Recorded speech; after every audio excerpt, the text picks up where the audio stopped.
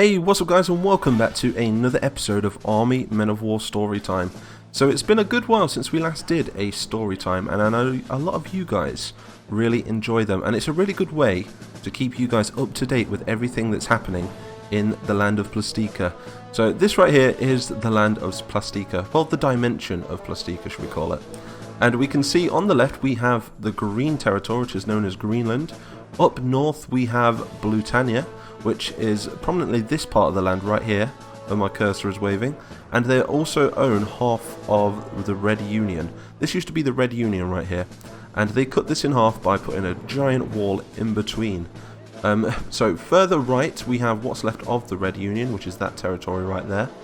Further down south we have the deserts of Tangier, which is the Orange Nation right there. And then to the east, far east, we have Viet-Tan, which is this woodland, this giant forest-like jungle area down here. So Viet-Tan is split off into two parts at the minute. We've got North Viet-Tan and South Viet-Tan. So Southern Viet-Tan is prominently Tan, and North Viet-Tan is currently under the rule of the Tangerians, which are the Oranges. So yeah, a lot of you guys would have already known all this, but this is more for you guys that are new to the channel, new to the series, and it's a good way to catch up, a good way to see who owns what territory. So anyway, we're going to go through each war. So I think we're going to start off by the revenge of Sultan Rumech. So Sultan Rumech, he used to be on the throne of Tangier. So the throne of Tangier is based in the Tangiers, which is this capital city right here. This wasn't the capital city for like forever. This is the capital city of the Oranges, whereas the old capital city would have been Istanbul, which is right here. So yeah, this is like 200 years after the first Great Plastic War, you see. So anyway, we had the attack of Pearl Harbor, which was right here, the attack of Valliput, where Sultan Rumech attacked Valliput. He completely destroyed the Green Fleet, and then he got destroyed himself because he decided to do a land invasion, which was a very, very big mistake for the Oranges, and the Greens managed to push them all the way back to Tangier. So that was not good for the Tangerians. So up north we have the capital, which is Greenington. This place got attacked also by Sultan Rumech, and Sultan Rumech was annoyed because the Greens, being the head of the UPN Council, they vanquished their rights to own a portal. So the portals in this world are owned by the Greens, the Blues and the Reds, also known as the RGB Coalition. And a lot of you guys know the RGB Coalition from Series 1.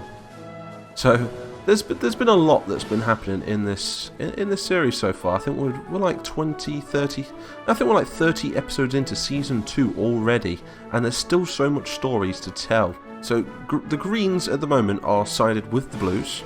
The Blues and the Greens have gone to war against the Tangerians after Rumech attacked. And they then decided to attack Istanbul, the old capital of Tangier.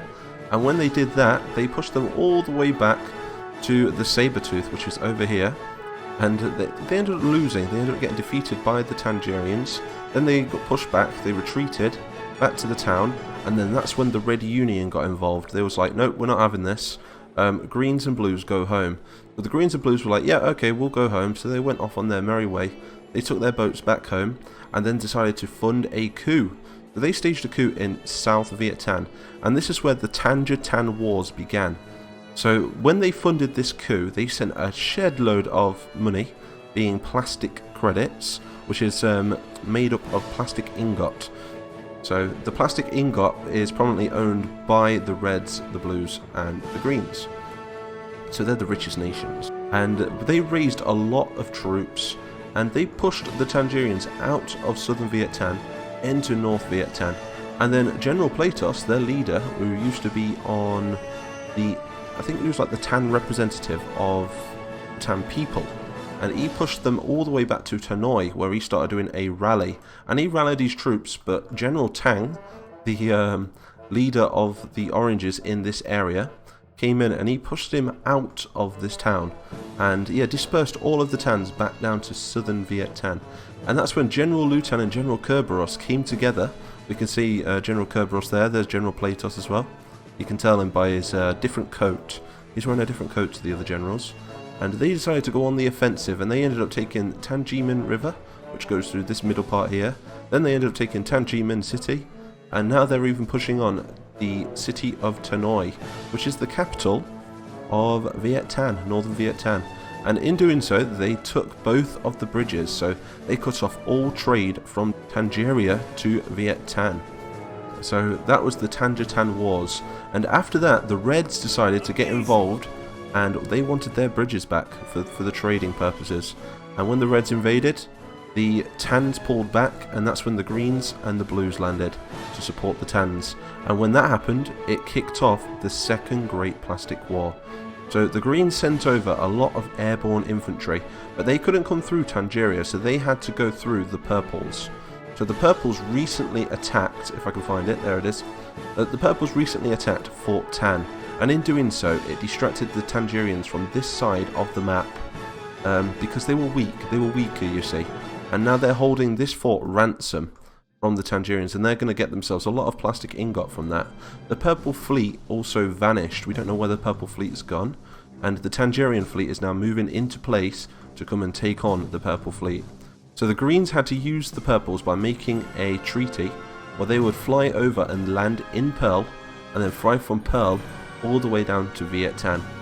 And that's how they landed troops over here. So we've got Green Airborne, backed up by General Kerberos right there, and a few Tans and some Blue Airborne as well. We even landed some SBAS forces, which is the Blue Special Forces behind enemy lines, and they're currently taking on the Reds in this forest land right here. And the other Green troops are currently pushing on Tanoi. And there was another troop over here which got cut off. They managed to meet up, they linked up with a group of Tans, a company of Tans, in an old abandoned, like, I don't know, fortress thing right here. But the Reds sent in the 51st Strike Battalion, and they managed to take this fortress. So we can see that there they are right there. That's all that's left of, I think, who was it? Was it Charlie Company? I think it was Charlie Company. And they dispersed into the forest. We lost all the Tans over there. And there is the city of Tan Nam. So that was the, we had to raid this city. We had to take their supplies, and then we had to get out of there, because otherwise they would starve. So we had to get out there. And it was also a very good location for the Reds to fuel their trucks and their tanks and stuff. So we hit them pretty hard right there, the poor Reds. So the Reds then decided, under the command of Comrade Rednin, to send more troops over to Viet-Tan. You can see that they've got a lot of troops on the way, including a lot of tanks, a lot of light infantry, and the Reds are really well known for their infantry. They have a lot of numbers, a lot of men. There's the Red Capital all the way over there. I do hope you guys like this map, by the way. This is a full interactive battle map. It's been a while since I last updated it, because there's been a lot going on in my real life lately. I mean, recently I just lost my nan, so yeah, there's a lot going on at home, and yeah, the family's under a lot of stress at the moment. So uploads have been very slow lately, but I'm really trying to get back into a roll of things. But it's hard to keep the right mindset. So that was the Tangier-Viet-Tan Wars, what just happened there, and the Tangier-Viet-Tan Wars led on to the Second World War, which was the Second Plastic War. We'll call it the Great Plastic War 2, something like that. The Second Great Plastic War. And that's where it kicked off, over this wall right here. So we can see the Great Walls that divide the two nations, being the Red Union on the right and Britannia on the left. In the First Great Plastic War, the Blues absolutely annihilated the Red Union and took half of their land away from them. And it divided a city in half, so we're going to be seeing some action here in the next few videos, I think. Maybe the Blues trying to take back this city, or maybe it could be the Reds trying to take that half of the city. Who knows? You'll have to let me know in the comments. I always make these videos after you guys have watched the previous video, so it's like I never pre-upload them like a lot of other YouTubers do or anything like that. I always make them fresh on the day, so they do take a lot of time to make. So the Blues and the Reds engaged in what's now known as No Man's Land, which is the neutral zone between the two walls. And these things are covered in trenches now. There's just trenches everywhere. The Blues are trying to advance, the Reds are trying to advance, and it's just impossible. They can't really attack on the city front because there's just too many buildings. You can't really get many tanks and, you know, trucks down those narrow corridors, being the roads and stuff. So they thought, you know, we're just going to attack head on. And both nations had exactly the same idea.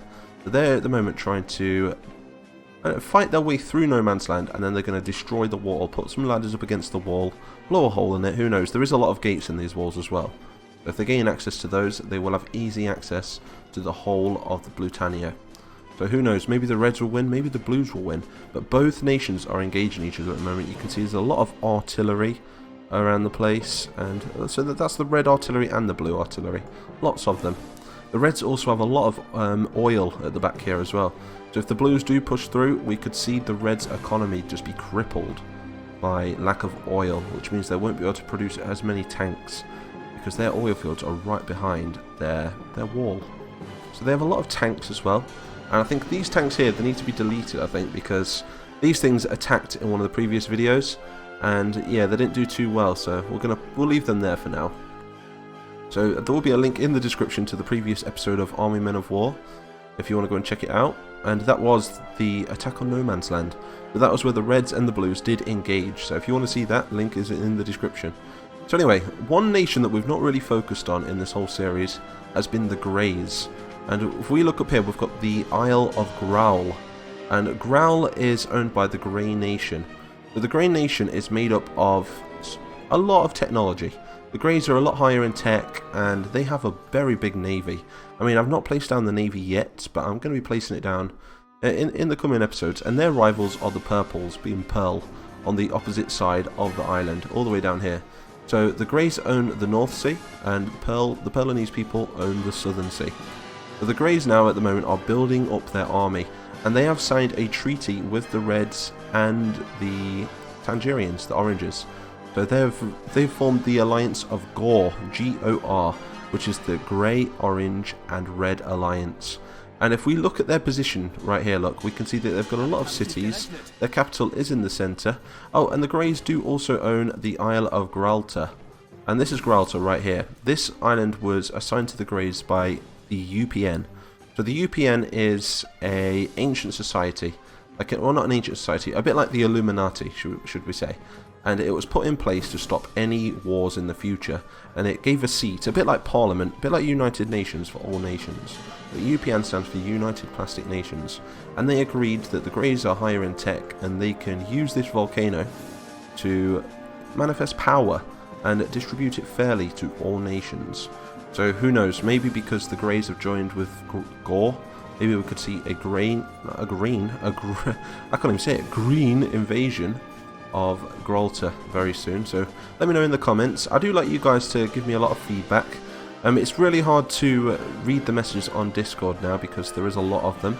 I thought making a Discord would make things a little bit easier, but I think it made things a little bit harder in the long run. So if you guys do want to throw some feedback my way, either send me a direct message or leave a comment on this video. So I do read all of my comments, and I didn't realise how easy it actually was just reading the comments on the video rather than having to go through Discord, go through the comments, go through direct messages. So yeah, if you want to leave some feedback for this video, just leave it in the comments of the video. That's where I'll see it, you see.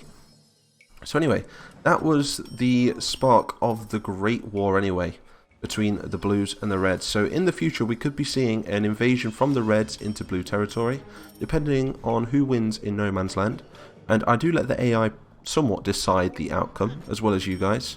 And we could be seeing a full invasion from Graal, from the Greys over here. They're building up an army at the moment, so they can deploy their men anywhere. I mean, if we look at this coastline here in Blutania, it's just unguarded at the moment. I can imagine there'd be some guards there, but maybe there's a fog of war or something. But, you know, they're just so open. We could see a full land invasion of the Greys in one of the next episodes. Let me know what you think. And maybe they could attack the blue oil fields, right here, look, and completely destroy their infrastructure. I mean, look at all this farmland that they could take. An airfield, everything, look. So that's a really good position for the Greys to attack. I am going to throw the Grey some ideas in the Discord if they want to read it. And maybe we could plan something in the future.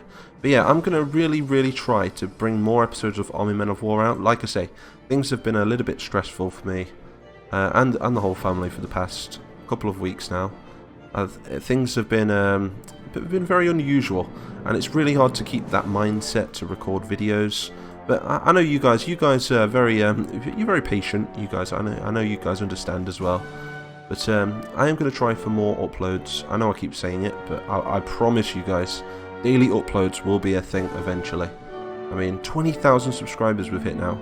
20,000. And if you guys want to see what 20,000 subscribers looks like, I'm sad enough to put them in little dots on paint. So this is what 20,000 subscribers looks like. That many dots. It's crazy, right? I mean, I was sat there, I think it was yesterday with a friend, and I was just like, I think I like drawn like 100 dots.